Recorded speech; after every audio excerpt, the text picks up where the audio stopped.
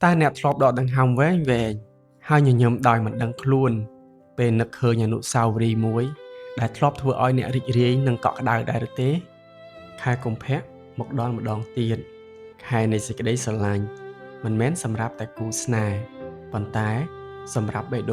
đồn đã thọp sờ lạnh thọp chư hai nơi tại chưa thà sẽ cái đấy sờ lạnh ai thua ở dương rú lang vinh đòi sẽ cái đấy rịch riêng ngầm phật về về lý ប្រកាសជាធ្វើឲ្យអ្វីៗផ្លាស់ប្ដូរមនុស្សខ្លះមកហើយទៅអារម្មណ៍ខ្លះកើតហើយរលាយតែអ្វីដែលនៅសល់គឺការចងចាំល្អមិនមែនដើម្បីឲ្យយើងឈឺប៉ុន្តែដើម្បីរំលឹកថាយើងធ្លាប់រស់ដោយបេះដូងពេញលេញម្ដងខែកុម្ភៈនេះសូមកុំសោកស្ដាយនៅអ្វីដែលបាត់បង់សូមអរគុណនៅអ្វីដែលធ្លាប់មានព្រោះវា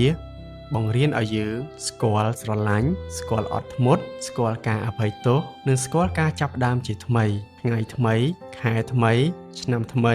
មិនទាមទារឲ្យអ្នកល្អឥតខ្ចោះនោះទេវាគ្រាន់តែសូមឲ្យអ្នកក្លាហានញញឹមនិងបន្តដំណើរជាមួយបេះដូងដ៏ទន់ភ្លន់ជាងមុនបើថ្ងៃនេះអ្នកកំពុងស្ដាប់ podcast នេះសូមដឹងថាអ្នកមិនរស់នៅតែឯងនោះទេសូមឲ្យខែកុម្ភៈនេះคล้ายជាខែដែលឲ្យអ្នកស្រឡាញ់ខ្លួនអ្នកជាងមុនញញឹមជាមួយអនុស្សាវរីយ៍ល្អហើយដើរចូលថ្ងៃថ្មីដោយសេចក្តីសង្ឃឹមយ៉ាងស្ងប់ស្ងាត់តែរឹងមាំសូមអរគុណសម្រាប់ការស្ដាប់សូមឲ្យបេះដូងរបស់អ្នកនៅតែកក់ក្ដៅបើទោះបីជាពិភពលោកកំពុងផ្លាស់ប្ដូរយ៉ាងណាក៏ដោយ